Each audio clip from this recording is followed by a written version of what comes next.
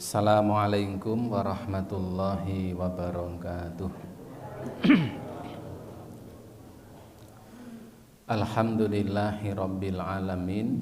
Assalatu wassalamu ala asyrafil anbiya'i wal mursalin Nabiyyina Muhammadin wa ala alihi wa ashabihi wa man tabi'ahum bi ihsanin ila yaumiddin. Wa qalu subhanaka la ilma lana illa ma 'allamtana innaka antal alimul hakim. Allahumma anfa'ni bima 'allamtani wa 'allimni ma yanfa'uni warzuqni ilman yanfa'uni. Ibu bapak sekalian para jamaah rahimakumullah, alhamdulillah senantiasa kita haturkan syukur kita kehadirat Allah Subhanahu wa taala karena hingga malam hari ini Allah taala senantiasa melimpahkan nikmat serta karunia-Nya kepada kita semuanya. Salah satu di antara nikmat yang masih Allah anugerahkan kepada kita dan kita nikmati sampai dengan malam hari ini, alhamdulillah kita masih diberi kesehatan oleh Allah Subhanahu wa taala sehingga kita bisa melaksanakan ibadah salat maghrib dan alhamdulillah bisa kita laksanakan dengan berjamaah. Salawat dan salam tidak lupa semoga tercurah atas Nabiuna Muhammad sallallahu alaihi wa alihi wasallam yang semoga terlimpah pula kepada seluruh keluarganya dan semua umatnya yang senantiasa istiqomah dengan dinullah ini sampai hari kiamat kelak. Ibu bapak sekalian para jamaah rahimakumullah, pada pertemuan yang telah lalu kita sampai pada al-mas'alatu tsalitsah, permasalahan yang ketiga terkait mashul khuffaini atau mengusap khuf. Bisa dimaknai mengusap atau menyapu sama, tetapi lebih identik dengan mengusap. Karena kalau menyapu itu bahasa kita di orang Jawa nyaponi itu. Ini mashul khuffaini, mengusap dua khuf atau dua sepatu. Kemarin masalah yang ketiga sudah kita baca tentang kaifiyatul mashi wasifatuh, tentang kaifiyah atau tata cara mengusap sepatu dan sifat-sifatnya. Kemarin kita baca, kita sampaikan bahwa tata cara mengusap khuf atau mengusap sepatu itu adalah bagian yang diusap itu adalah punggung sepatu. Jadi punggung itu sepatu bagian atasnya, bukan bagian bawahnya.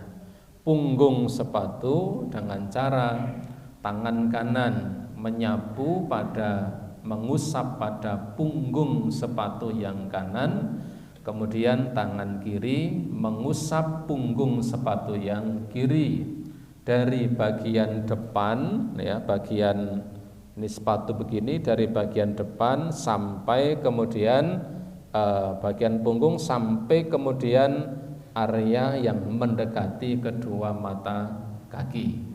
Dan mengusapnya hanya sekali, bukan berkali-kali. Dan tidak seperti mengusap semir sepatu, ya. Kalau sepatu kan kusuk. Ini hanya mengusap sekali saja, hanya diusap set begitu, yang kiri maupun yang kanan. Dan yang diusap bukan bagian bawahnya. Ibu bapak, ini peran akal dan syariat yang kadang ada sesuatu yang disyariatkan oleh Allah yang akal barangkali tidak mampu menjangkaunya, atau barangkali hampir seperti atau seakan-akan tidak sesuai dengan akal. Seorang berjalan memakai sepatu, tentunya yang kotor adalah bagian bawah.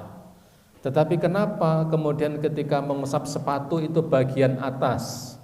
Itulah prerogatif Allah dalam menetapkan syariat. Sampai-sampai Ali bin Abi Thalib mengatakan, seandainya agama itu hanya didasarkan pada akal semata, jadi kalau syariat itu didasarkan atau dasarnya hanya akal saja, maka mengusap sepatu itu yang diusap bukan bagian atas tapi bagian bawah. Tetapi karena syariat itu datangnya bukan dari akal manusia, tetapi syariat itu adalah datang dari Allah melalui lisan Rasulnya, maka kemudian ada banyak hikmah yang barangkali akal tidak mampu menjangkaunya. Ini hampir seperti ketika seseorang dalam kondisi suci, kemudian dia buang hadas atau berhadas dengan cara buang angin atau kentut. Maka ketika seorang itu dalam kondisi suci, punya wudhu, kemudian dia kentut, maka yang dibasuh adalah wajahnya dan anggota wudhu, bukan tempat keluarnya angin kan itu ya. Jadi bukan tempat keluarnya angin. Kalau akal kan mestinya yang dikabiui itu kan tempat keluarnya angin. Kenapa kemudian wajah? Tidak nyambung. Itulah syariat. Jadi ada peran akal yang dibatasi, sekalipun ya banyak syariat yang bisa diterima dengan akal. Itu kemarin sudah kita sampaikan.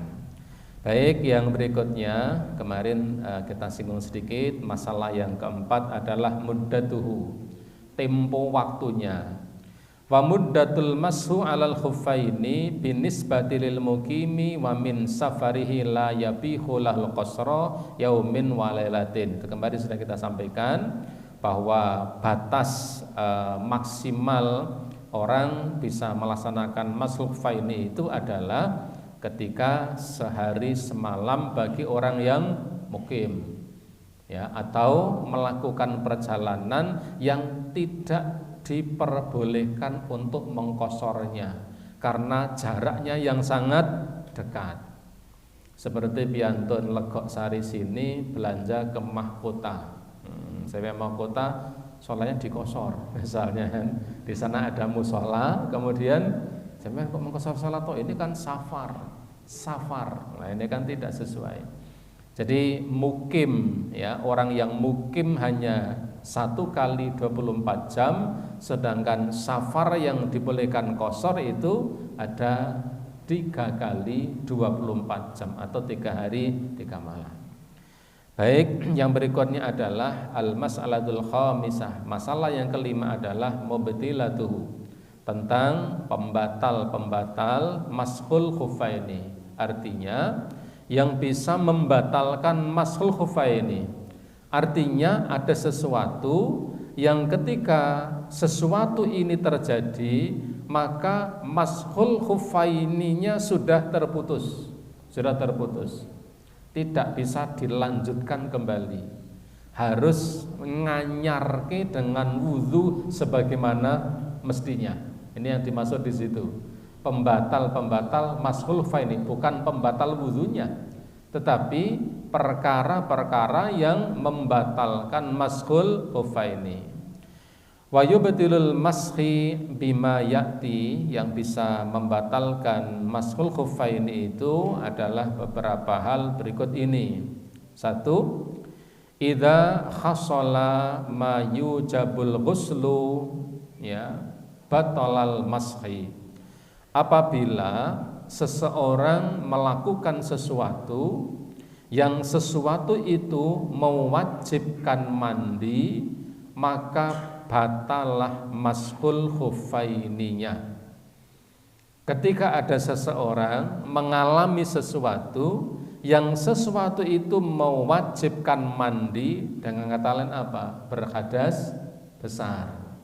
Kalau ada seseorang yang dalam masa mashul khuffaini, misalnya di antara kita sedang akan melakukan mashul khuffaini, kapan mulainya? Subuhnya wudhu biasa. Setelah subuh sepatu dipakai. Sepatu dipakai ya, maka ketika sepatu dipakai dalam kondisi suci, jadi salat subuh masih kondisi suci, kemudian sepatu dipakai. Rencananya nanti siang saya akan mashul hufaini. Betul. Ketika hendak salat zuhur kemudian dia berwudu. Karena tadi pagi sudah ada niat dan memakai sepatunya dia dalam keadaan suci, maka dia pun berwudu, sepatu tidak dilepas, kemudian ya dia tidak membasuh kaki tetapi hanya mengusap sepatunya. Lalu dia salat zuhur. Setelah salat zuhur kemudian ternyata dia hadas besar. Setelah zuhur hadas besar, misalnya inzal atau keluar nutfah ya. Kemudian karena dia berhadas besar, maka hadas itu harus dilakukan dengan mandi. Maka otomatis mashul khufaininya tidak bisa dilanjutkan. Berhenti sampai di situ. Ini yang pertama. Li hadisin Safwan bin Asal qala, sebagaimana hadis dari Safwan bin Asal, ia mengatakan kana nabiyyu sallallahu alaihi wasallam ya'muruna idza kunna safaran alla nanzi'a hifafana thalathata ayamin walayalihunna illa min janabatin. Kata Safwan yang mengatakan kana nabi, dulu Nabi memerintahkan kepada kami apabila kami melakukan perjalanan, melakukan safar, perjalanan jauh, alla nanzi'a hifafana, supaya kami tidak melepaskan sepatu-sepatu kami, tidak melepaskan khuf kami. Jadi sepatu khuf ini khuf yang memenuhi syarat, bukan sepatu-sepatu sebagaimana biasa. Agar kami tidak melepaskan sepatu-sepatu kami salasata ayyamin, selama 3 hari, walayaliyahunna, dan sekaligus juga malamnya, artinya 3 hari 3 malam. Illa min janabatin, kecuali kalau kami mengalami jinabat.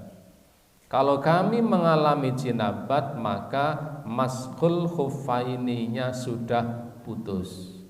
Dia harus mandi dan dia ya tidak dibenarkan lagi untuk melakukan mashul khufaini, kecuali dia mandi. Setelah mandi kemudian dia dalam keadaan suci, kemudian dia sholat, kemudian dalam kondisi suci dia ingin memakai lagi sepatunya, boleh. Tetapi tadi sudah harus mandi, dan mandinya sepatunya harus dilepas ya. Saya rasa di antara kita tidak ada yang mandi kok tetap nganggo sepatu, kayak wong enyeng gitu ya, atus kok sepatune dinggo, kecuali ngedusi mobil. Nah itu barangkali karena memandikan mobil sepatu masih dipakai. Kalau kita mandi biasa sepatu tetap dilepas. Jadi yang pertama karena jinabah. Yang kedua, idza dhahara ba'du mahalal fardi, ai zuhuru ba'dul qadami batalal masku. Yang kedua, apabila nampak bagian-bagian yang mesti ditutupi tetapi ternyata terbuka. Artinya apa? Ketika kemudian ada bagian kaki yang semestinya ditutupi, tertutup khuf itu, tetapi kemudian ternyata terbuka. Maksudnya zuhuru ba'dul qadam, ada sebagian kaki yang bisa terlihat dari luar. Ya misalnya ketika dipakai kemudian tiba-tiba ya sepatunya apa? Robek, sobek. Karena sepatunya robek kemudian kakinya kemudian terlihat. Ketika kakinya terlihat, maka mashul khufaininya sudah terputus. Mashul khufaininya tetap sudah terputus, tidak bisa melanjutkan kembali. Ini pendapat yang paling banyak di kalangan para ulama. Sekalipun ada di antara mereka yang melihat seberapa banyak nampaknya. Kalau nampaknya itu hanya kecil, hanya sedikit, maka tidak mengapa. Karena zaman Nabi Sallallahu Alaihi Wasallam yang namanya sepatu tidak sebagaimana sepatu zaman sekarang. Sekarang sepatunya kan melipis. Waktu itu yang namanya sepatu barangkali ada sobekan kecil, ada lubang kecil, sehingga barangkali itu sesuatu yang ma'fu, yang dimaafkan. Maka di antara para ulama ada yang membolehkan jika hanya kelihatan bagian kecil, misalnya sobek sedikit, kemudian lubang sedikit, sebagian ada yang membolehkan. Hanya secara umum memang ketika ada anggota atau bagian kaki yang nampak berarti maslul khufainah sudah terputus. Karena ketika dia sholat ya tetap dipakai sepatunya, kaos kakinya tetap dipakai, sepatunya tetap dipakai. Itu yang kedua. Yang ketiga, naza'al khuffaini yubtilul mashi. Ketika melepas kedua sepatunya maka mashul khuffaininya sudah batal. Tetapi jika dia dalam keadaan suci, dia tetap dalam keadaan suci dan dia boleh sholat dengan tanpa berwudu karena memang kondisinya suci. Contoh begini.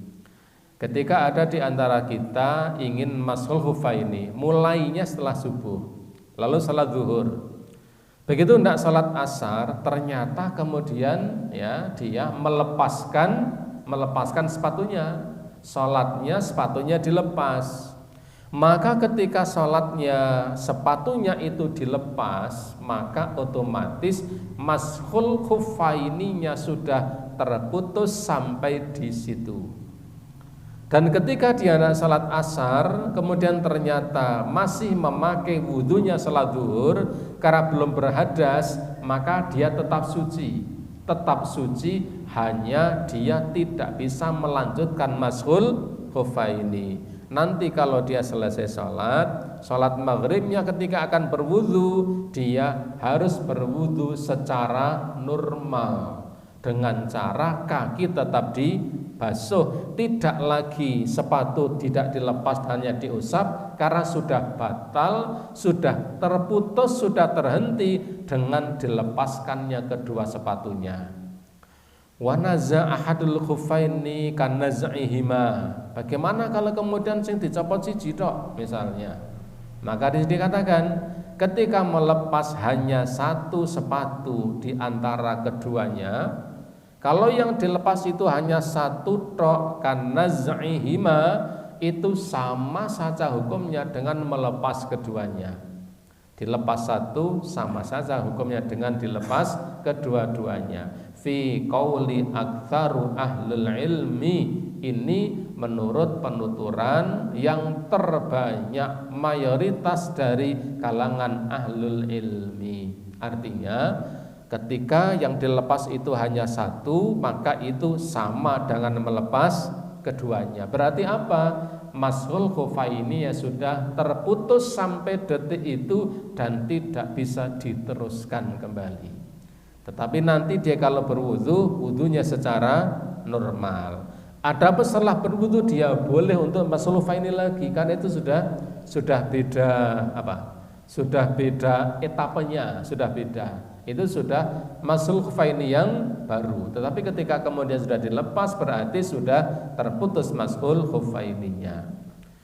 Kemudian yang keempat, in qada'u muddatul mashi mubtilun lahu. Ketika masa waktunya sudah selesai, sudah expired, nah, begitu. Ketika masa waktunya sudah selesai berarti harus selesai juga mashul khuffaininya. Li'annal masha muaqqatun bizamanin muayyinin, karena mashul khuffaini itu mengusap sepatu itu dengan waktu yang sudah ditentukan. Min qabli syari' yaitu dari min qibali syari' yaitu dari syariat. Fala tajuzu ziyadata 'alal muddatil muqarrarati lil mafhumi ahaditsit tauqid. Karena tidak diperbolehkan menambah dari batas waktu yang sudah ditetapkan oleh syariat. Kalau orang yang mukim tidak bepergian maka hanya 1 hari 1 malam. Kalau ada seseorang yang bepergian jauh maka berlaku 3 hari 3 malam. Setelah itu dia harus berwudu secara normal. Kalau sudah berwudu secara normal nanti dia boleh untuk masul khufaini kembali. Tetapi sudah ada jeda wudu yang dilakukan secara normal. 4 hal ini Ibu Bapak sekalian pembatal masul khufaini. Kalimat pembatal maksudnya adalah terputusnya masul khufaini, bukan pembatal wudunya, tetapi terputusnya masul khufaini dengan 4 perkara ini. Kemudian al-mas'alatus sadisah, permasalahan yang keenam adalah ibtida'u muddatul mashi. Kapan seseorang itu dikatakan telah memulai masul khufaininya? Ketika seseorang memulai masul khufaini itu dihitung dari mana? Dari wudu awalnya, atau ketika dia memakai khufnya, atau ketika dia mengawali wudu dengan masul khufaini. Di sini disebutkan watabtadi'u muddatul mashi minal hadathi ba'dal libasi. Dimulainya waktu masul khufaini itu adalah ketika dia berhadas setelah ia memakai. Kaman tawaddu'a li salatil fajri, sebagaimana seseorang berwudu untuk salat subuh. Berwudu untuk salat subuh, wudunya normal.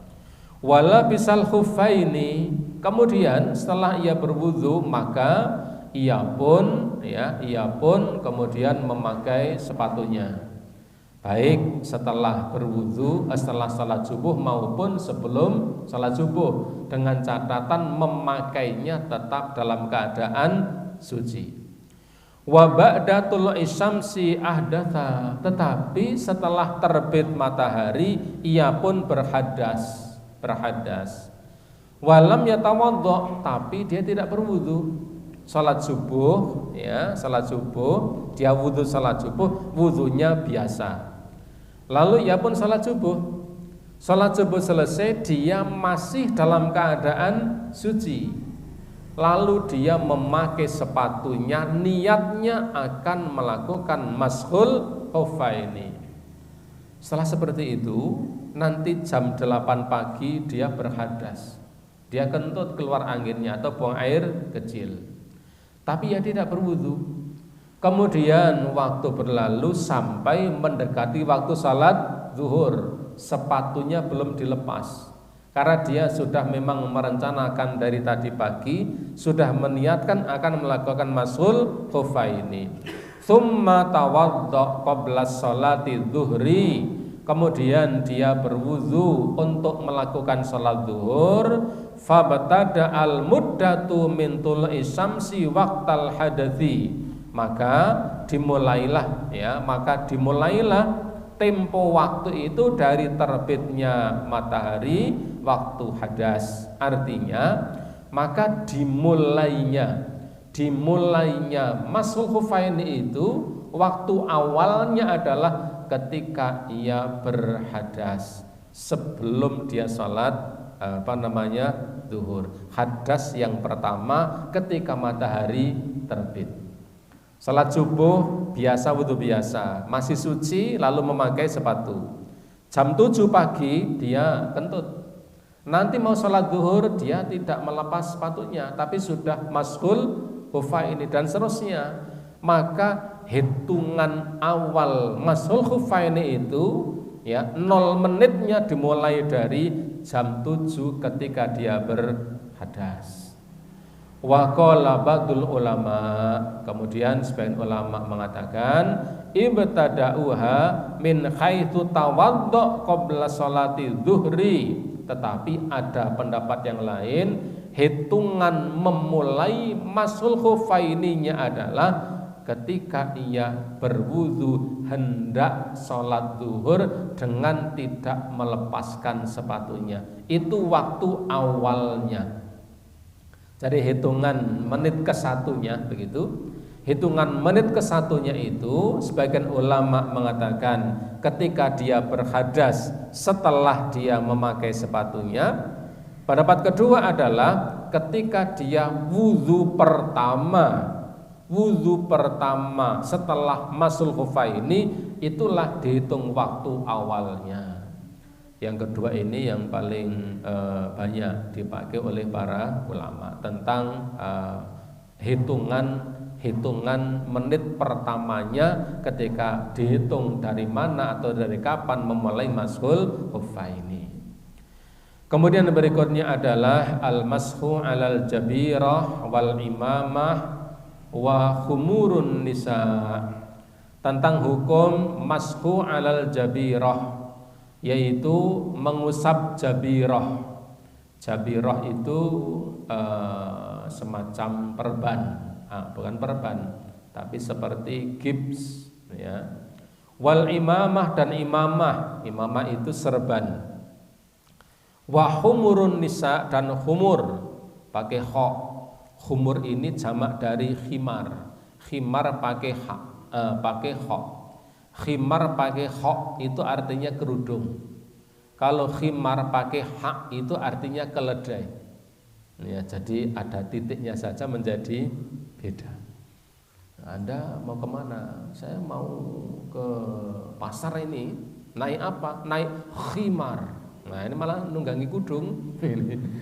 Jadi ada titik dan tidaknya itu maknanya sudah berbeda. Itu kan sering kita dengar di kampung-kampung mau pengajian, ya. MC-nya mengatakan, ya, ingkang badhe metar sabdo panjenenganipun Bapak Kiai Al-Muharram. Jadi haram. Padahal Al-Mukarram, pengen fasih jadi salah. Jadi itu sering kelucuan yang tidak disengaja dan diketahui oleh orang yang tahu. Ini mau puasa, jangan damel napa? Damel khola.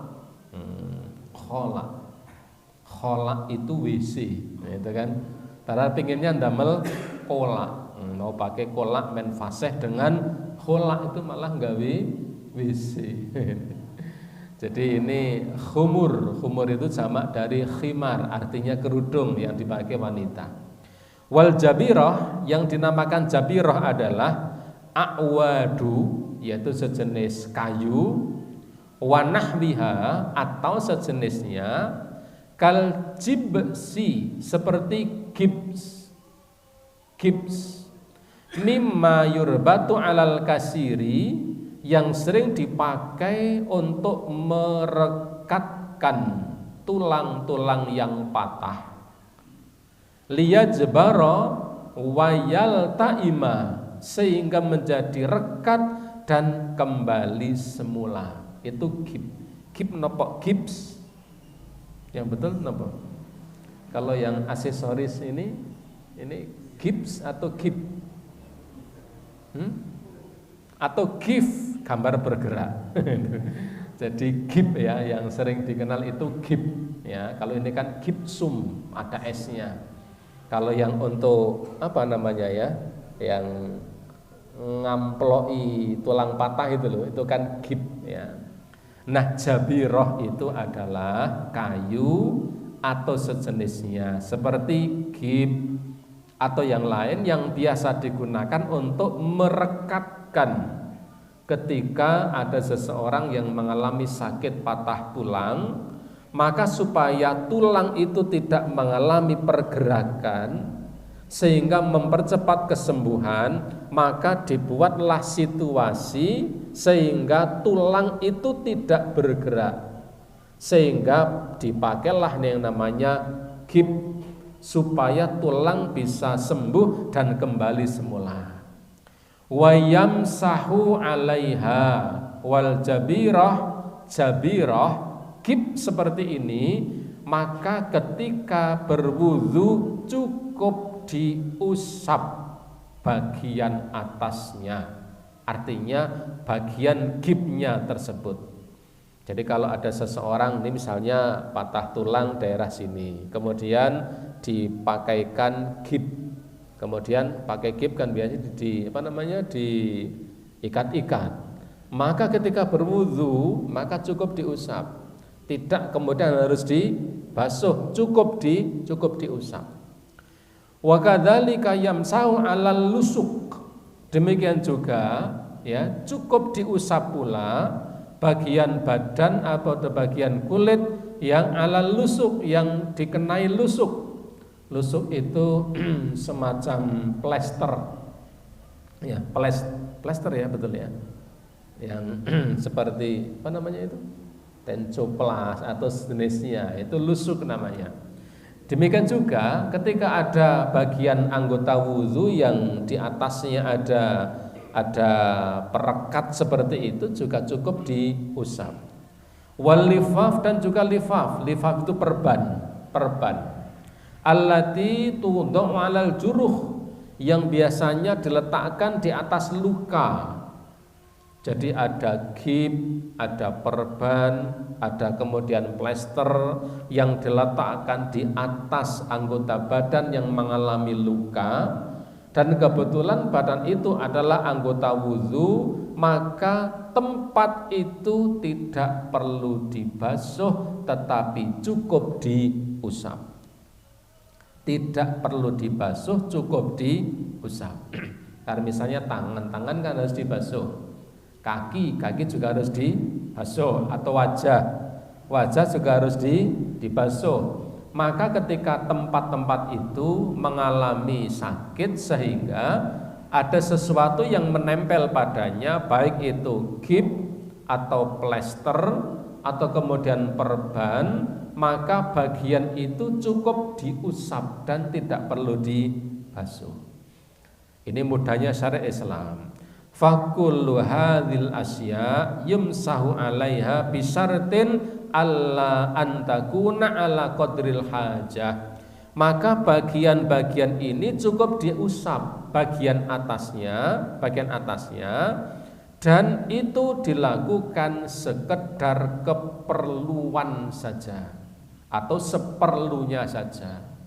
Artinya ketika memang sudah sembuh ya sudah dilepas wudunya sebagaimana kembali normal.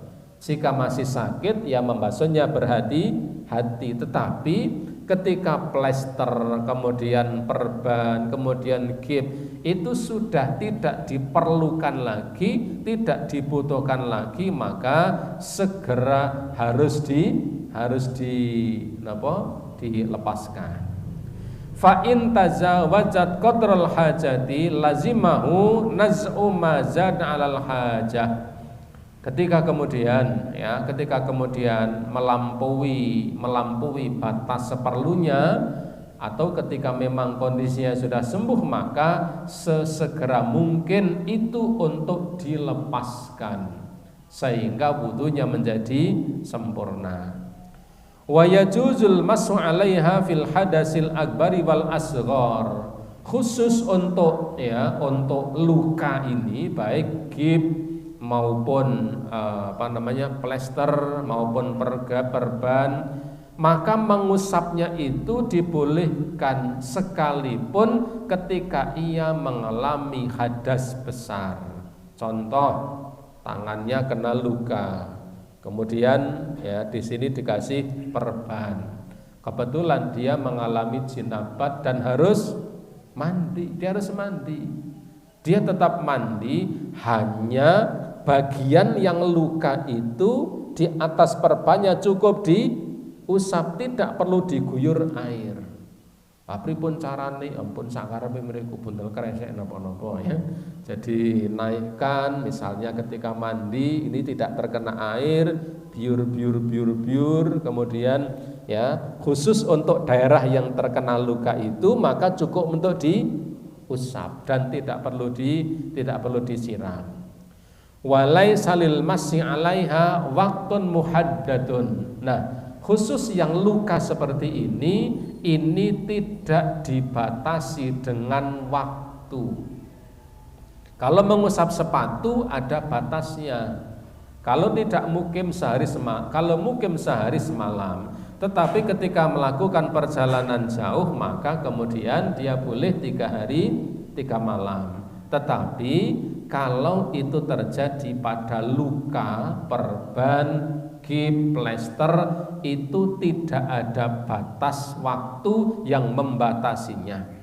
Bal yumsau 'alaiha ila nazi'a au sifa'in ma tahtiha. Tetapi dia tetap boleh untuk memakainya sampai betul-betul sembuh dan dilepas.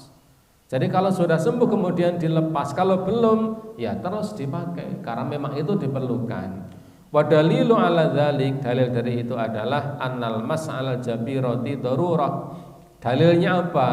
Dalilnya adalah bahwa ya mengusap perban dan gip ini berbeda dengan mengusap sepatu.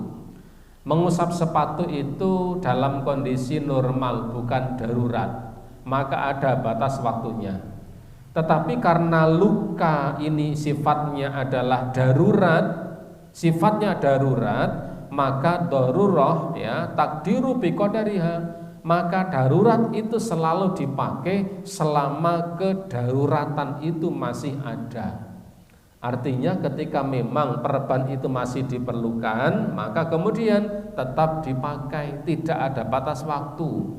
Tetapi kalau sudah sembuh yang berarti sudah tidak diperlukan, maka segera untuk dilepaskannya.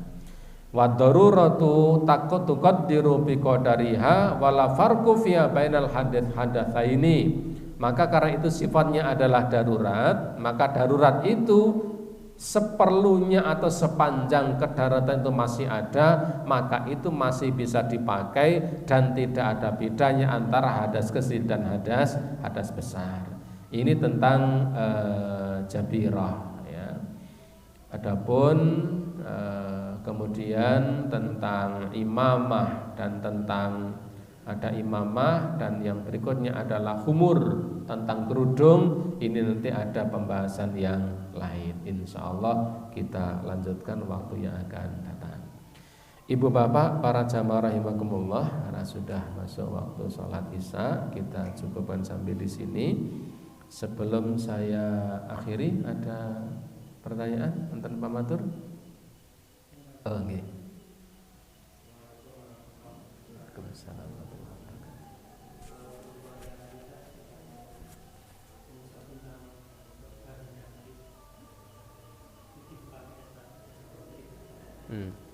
Pakai es ya, gips ya.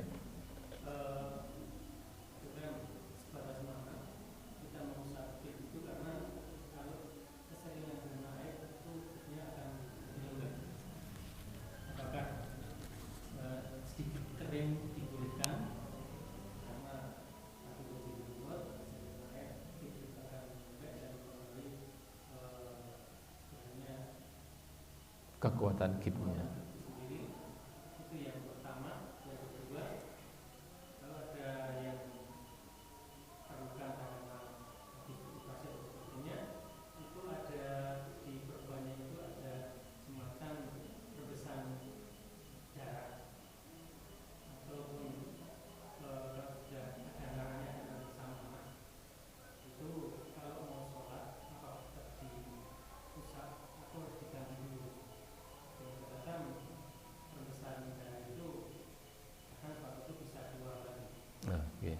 Terima kasih. Yang pertama, terima kasih. Tetap pakai es ya, gips. Tetap pakai es, gips ya. Taunya saya kalau itu gipsum, kalau itu gip ya. Jadi bagaimana kemudian terkena air? Jadi begini, kalimatnya diusap, bukan dibasahi.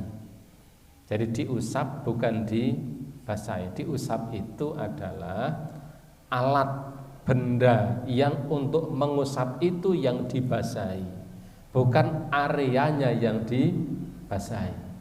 Jadi ini ada misalnya ada kena gip, yang mengusap adalah ini.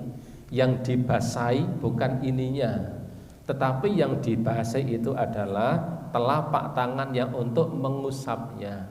Itulah yang dinamakan mengusap.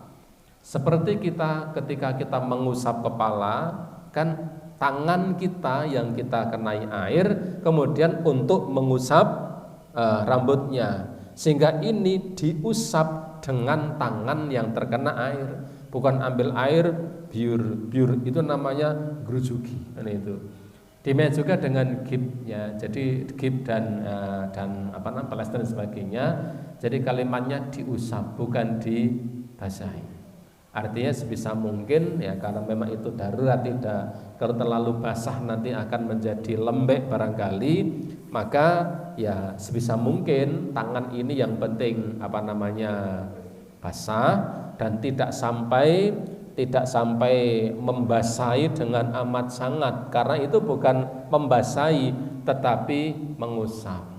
Kenapa skema seperti ini? Sebenarnya sifatnya adalah sebuah kedaruratan, dan seseorang itu ini sebenarnya tidak bisa menempati makom wudhu.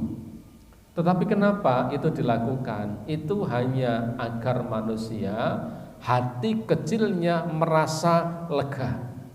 Karena kalau misalnya ini dari sini dengan perban, wah ini nek orang dikapak-kapak, ada rasa tidak sereknya dalam hati. Ini kan anggota wudhu, harus dibasahi, kok dinengki wae. Maka kemudian muncul kedaruratan hanya dengan mengusapnya. Mengusap ini sebenarnya tidak menempati, tidak bisa menggantikan wudhu. Itu hanya untuk menjadikan manusia hatinya menjadi lega dengan perlakuan yang mewakili dari membasuh tangan tadi. Jadi ya sebisa mungkin tidak terlalu basah, karena kalimatnya dengan cukup mengusap. Itu yang pertama. Yang kedua, bagaimana kemudian ketika seseorang habis operasi, kemudian di perban masih ada darah, masih ada nanah yang sedikit. Kalau saya lihat di fatwa DSN MUI, fatwa Dewan Syariah Nasional Majelis Ulama Indonesia, hal yang seperti itu termasuk perkara yang dimakfu, diperbolehkan karena kedaruratan. Itu sama dengan seseorang yang memakai kateter bacanya kateter, memakai kateter, kemudian atau seseorang yang barangkali karena dia terkena mengalami sakit beser betul nggih? Penyakit beser, sehingga dia harus memakai pempes ketika sholat, maka itu termasuk perkara yang diperbolehkan. Kenapa? Sifatnya adalah darurat. Itu ada di fatwa DSN MUI, kemudian dulu pernah disosialisasikan dari DSN MUI ketika saya mengikuti sertifikasi Dewan Syariah Nasional di Jakarta, mewakili Rumah Sakit PKU Muhammadiyah Temanggung. Jadi itu sifatnya ada darurat, seperti seseorang memakai kateter, kemudian tetap mengenakan kateter itu yang pas ngepotong kateter itu bahasanya kantong, iya, slot pipis ya. Atau kemudian seperti seseorang yang karena dia operasi, kemudian ada kantong kotoran yang ada di perut menggantikan anus, dan itu tidak bisa berisi 100%. Kondisi yang seperti itu tetap dia diperbolehkan melaksanakan sholat dengan meminimalisir, memaksimalkan usaha sebisa mungkin dalam keadaan bersih. Setelah itu ya kita serahkan kepada Allah Subhanahu wa taala. Seperti orang yang memakai kateter, kemudian dengan mengalami beser, dia tetap berupaya ketika akan sholat dia tetap dalam keadaan suci.